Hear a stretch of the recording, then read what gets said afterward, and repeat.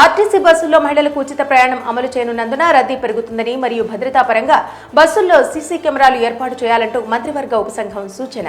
ఈ ఉపసంఘం గతంలో కర్ణాటక రాష్ట్రంలో పథకం అమలు తీరుని పరిశీలించిన తర్వాతే నిర్ణయం. అక్కడ గమనించిన అంశాలు ఇక్కడ పథకం ఎలా అమలు చేయొచ్చు అనేది సూచిస్తూ రూపొందించిన నివేదిక. శ్రీశైలం జలాశయానికి తగిన వరద ప్రవాహం. జూరాల సుంకేశ్వర ప్రాజెక్టుల నుంచి వచ్చి చేరుతున్న నీరు 99,742 క్యూసెక్కులు. శ్రీశైలం నుంచి అవుట్ఫ్లో 1,01,129 క్యూసెక్కులు. విశాఖపట్నంలో పడిపోయిన గాలి నాణ్యత. జాతీయ స్వచ్ఛ గాలి పథకం కింద కేంద్ర ప్రభుత్వం నిధులు మంజూరు చేసినా పూర్తి స్థాయిలో వినియోగించకపోవడం వల్ల గాలి నాణ్యత పడిపోయినట్టు సమాచారం. 2024-25 మధ్యకాలంలో విశాఖపట్నంలో గాలి నాణ్యత 33% పడిపోయినట్టు కేంద్ర పర్యావరణ శాఖ సహాయ మంత్రి కీర్తివర్ధన్ సింగ్ వెల్లడి.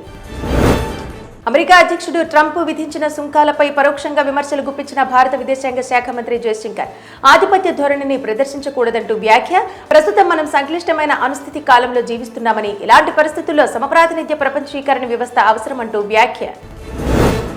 ఆగస్టు 15 స్వాతంత్ర దినోత్సవం సమీపిస్తున్న వేళ ఎర్రకోటలో భద్రతా వైఫల్యం. అక్కడ డమ్మీ బాంబును గుర్తించలేకపోయిన భద్రతాధికారులు. దీంతో వారిని సస్పెండ్ చేస్తూ చర్యలు చేపట్టిన ఉన్నతాధికారులు.